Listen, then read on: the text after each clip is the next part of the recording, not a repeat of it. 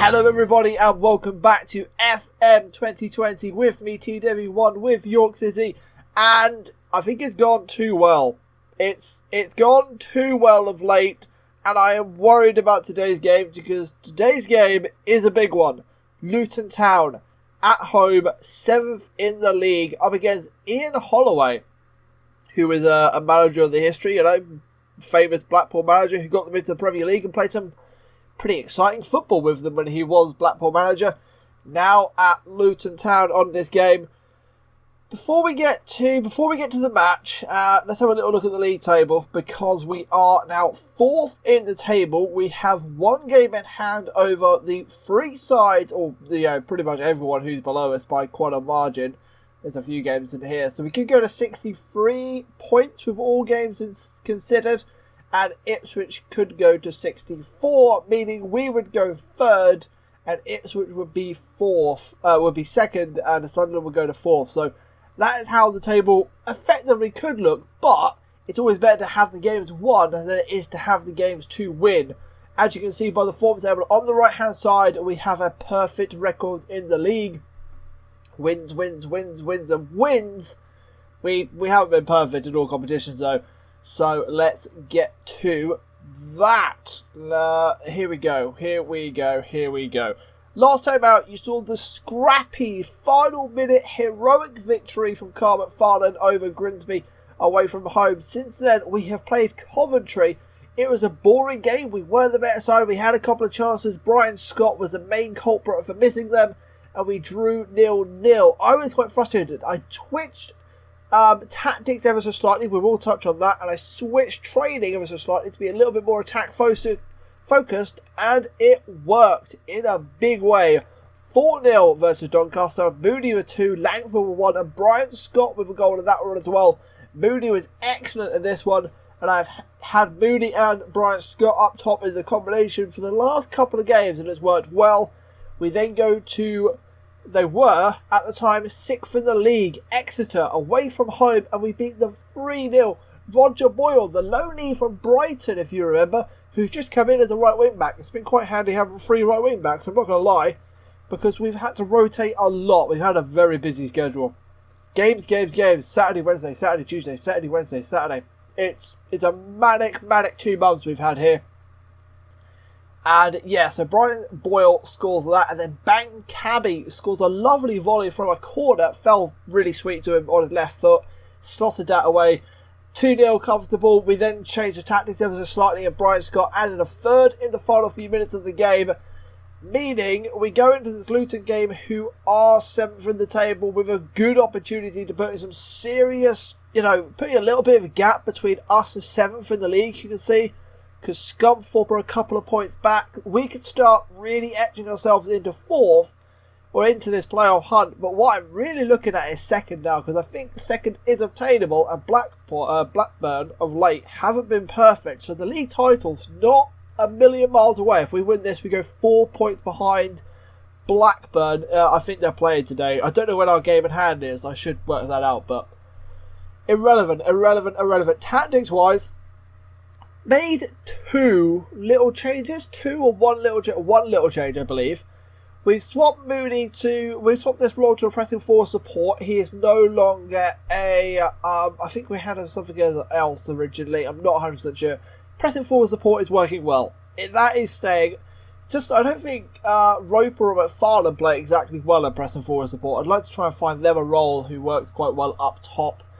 We have been playing Saunders, Coyle. Midfield has been all over the place because of the amount of fixtures we've had. It's been disgusting. As you can see, our midfield is pretty tired, like an 87% Saunders. I don't really want to be starting today. The one change we have made a little bit more expressive. Then if we get the lead, we also work on the ball into the box. If we get the lead, we just go more disciplined. And it seems to be working out so far. As we look at the analytics for it, only 2 on the negatives and a lot on the positives. Once my PC wakes up, there we go. So yeah, 6 positives on this side, which is, we're scoring from good areas. We've got good touches to goal ratios. We're stopping the opposition very well. Where opposition's long shots aren't doing well. Opposition shots in the penalty area aren't doing very well. And our final third entries is very good. which is nice to have. The only two negatives is our touches to goal ratio, which... Oh, the opposition's touches to goal ratio is poor. It's probably that, so we might want to increase the tempo at times in our game, but our possession stats, I just been through the league table and looked at some of the more like interesting stats when it comes to team stats and stuff, team detailed. Our average of possession is getting up there. We are third in the league for average of possession, which is beautiful, beautiful, beautiful. Where is Blackburn? Where are top of the table? Top of the table, Blackburn on 19th of the table. Proves they're not playing the fanciest of football, they're just getting the results. Meaning today is a big one, and that's why I'm a little bit worried. So with this, when you go into a schedule and we have a good run of form like we have, I think we're 11 to 10 games unbeaten now. When you're in this kind of stretch, you don't want it to end, and at some point it is going to end. And the last team that did beat us in the league was Luton. So we haven't lost since we played Luton, so now it's a good chance to play Luton again, and that's why we're doing it on camera. Let's get to match preview, and let's get to how we're lining up. They are inconsistent, so we can try and compound that semi okay form and try and kill them off the best we can. And this is a good opportunity for us to really put ourselves in the mix when it comes to the guy. Oh, I have transfer news. I forgot about this. I have transfer news, and it is huge, huge news. I'm probably going to do it at the intro. Where is he? Did he go? Did he go in the end? Did it happen? Did it happen? Did he? Yes, he's gone. Harry Pearce has gone to Vancouver for 1 million spackaroonies. He's gone for 1 million spackaroonies. Yep, that is right. Harry Pearce has gone to Vancouver in Canada for 1 million. That is a lot of money. That is a lot of money. But just so you know, we paid 100k for him. We did have to give his old team, Key, a little bit of money, but not a massive amount. So yeah, Vancouver came in. They offered me 600,000 up front and then 200,000 add-ons, and I was like, no, give me the £1 million release clause. And they said, okay, we'll give you the £1 million release clause. So that's that. We do now have a lack of depth for Mooney, and a lot of the squad came to me saying, we don't have enough centre-backs, we need some more centre-backs, and I've just gone, calm down, calm down. It's because the game is still considering our main tactic is to fight with the back one, which we aren't using at the moment. We're using the 4 at the back one, which means we only need 2 centre-backs, which made it a little bit more comfortable for me to let Pearce go, because I wasn't worried as much about losing a centre-back. It would be nice to have him as a cover, because he's actually quite good in the half-back role, but well, team selection-wise, I don't want to make too many changes, because we played really, really well last 2 games with this side. Problem being is Saunders is a little bit knackered, so what I think I'm going to do is I'm going to play Mark Lake over Coyle, and then Coyle will come in for Saunders probably around the 70th minute mark. Same for Giles. I really want to start Giles, and I really want to start Boyle. Boyle's been excellent the last 2 games he has played. They're going to be a little bit tired. They are going to get a little bit... Should we rotate or should we not? This is such a I don't know. I'm going to play Oliver over Cabby. Let's bring the centre-half back in, and let's put Davis out on that right wing-back slot. And we will start with Giles, but Kington will come on. That is going to be one of our subs that we have planned to do. Team instructions done, team talk done, and this Luton side is very, very good. I've just gone through a lot of their players. There you have a CDM. Their CDM that we are closing down a lot. We're going to press him and close him down. Has 16 long shots, so I'm hoping not to concede a long shot from him. If I don't, I might just drop off positive in this game. We're going to see how the possession comes out after the first few minutes as this kickoff highlight finally ends. Possession is around our favour a touch. Let's see if we get any shots on target and how the flow of the game starts to settle down, and then we'll make adjustments from there. I'd like to remain positive because I do like it as Lang beats Davis to that border drive. It's now the left hand side for Blackpool. It's an early ball to Cummings, and Giles holds that one. It was heading towards top corner. It's a good catch there, Giles. Good catch indeed. I don't want to give Jason Cummings too many chances because he actually does look like a handy striker with good all-round stats. He's got a bit of pace, bit of strength, bit of height, bit of shot, bit of heading. He's a bit all over the place, really. Giles heads away only as far as the CDM, Brompy, I don't really know how to say his name, but it's now Andre Wisdom, the ex-Liverpool player on the right-hand side, crossed into a box towards Cummings again, and Giles holds another one.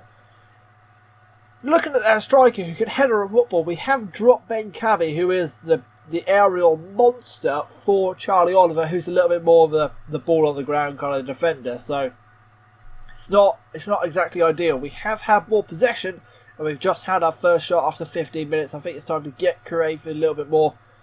Try and use some of that creative flair that we have. We have seen a lot of goals in the last 2 games. I'm hoping not for a ball or draw here. And not to concede early. Oh, that's off of the post. It's off the crossbar. It's all over the place. And it's another corner for Luton. That was dangerous. Look at all of the players on the line, man. They are bumbling our goalkeeper hard because they know Giles is short. They probably know he's not greatest in the air, but he does catch and hold that one. Come on, boys, you need to settle down into this one. Mark Lake's picked up an early yellow card, and it is a big game. I am a little bit worried about yellow cards, so we will tell him to ease off those tackles. That is one good thing about this tactic, is it doesn't concede too many fouls. Despite pressing a little bit more than we normally do, we don't pick up as many fouls as the other tactic, which I have noticed, which is good to see. 61% possession with only 2 shots, 1 shot on target. They are 6 for 3 so far, so you can say what you like. Here's Ryan Giles down the left hand side, keeps it alive. Andre Wisdom battles, but Giles wins it. He's 1v2 out there. He finds Oof, who finds Saunders, who shoots. Smith catches and holds. That was a decent effort by Saunders. I rate that, Max Saunders, I rate that a lot. I do rate that a lot indeed. I might just allow the boys to play a little bit more standard, like mix the variation of the passes up a little bit more, as it looks like we have a corner. We do. Saunders is on it, but we get no highlight. How do you get no highlight from a corner? What did you do with the ball, Saunders? What did you do? Is it that bad of a corner? Giles. Little ball to Oof, who just dropped in to make that 5 of the back system there, and Saunders is dropping really deep as well to pick up the football. There he is, Saunders, a long raking pass, and that's a poor pass. And Lang are now up against Davis on his right hand side. Davis to Oliver. Can we build a little bit more cleverly here instead of just launching the ball down the centre of the pitch? Oof. Baines. Create some triangles, try and use them. Giles, who just hoofs it down the centre of the pitch. Langford battles, Nelson wins, and now it's Brompty, who pops it out to the right hand side for Andre Wisdom. This is a long highlight, so I feel like a goal's coming. I am concerned. Now it's Lang up against Davis. Beats Lang and shoots. Wide of the mark. Giles let it go. We are dominating possession, aren't we? We really are dominating possession. We just don't seem to be doing anything with it. What are we doing in transition? We're taking shorter kicks and distributing to playmaker. Let's see, that's the right idea. I just want Saunders to make better decisions with the football when we have it back there. I want him to be able to thread the ball in between the lines to get Langford on the ball on the half turn, but it's not going that way so far. Larkin looking for Lang on the right hand side. Davis wins that one. I will say the last game that we won, we scored 2 goals from absolute hoofs straight down the centre of the pitch, which is nice to see. Saunders out wide to Davis. Now it's Lake on that yellow card. Pops it out to Giles on the left hand side. Now it's Saunders again. Saunders back to Giles. Little 1-2. Now it's Oof. Pops it lovely out to the right hand side for Davis, who cuts in and shoots. Think the better option there is to find Mooney. Not going to lie, Mr. Davis, but okie dokie, we'll let that one go. And Giles has dipped over 70%, and so has Saunders. I think they're going to have to come off pretty shortly. This is 0-0 so far against Luton. A win is massive. A loss, on the other hand, is... I don't know how detrimental the loss is going to be, because they do then come pretty close to us, and that makes it a little bit tighter than it is. Scores around the league, something that we actually are starting to look at a little bit more than we probably should, is scores around the league. As you can see, Ipswich are 2-0 up against Rochdale, who are plumb bottom of the league, so Ipswich are well on their way to an easy victory there. Sunderland are 2-1 up. Chesterfield are losing to Scunthorpe. Right, for team talk, what are we going to say? The strikers have been pretty poor, and so has Langford. So the front three haven't really done anything. And same can be said for Mark Lake. He's not having the greatest game, and I want to play Mark Lake because he's one of the fitter players on the pitch. Which means, by picking the team that we have, we've forced ourselves into a substitution on players that may not want to be coming off because they're in good form.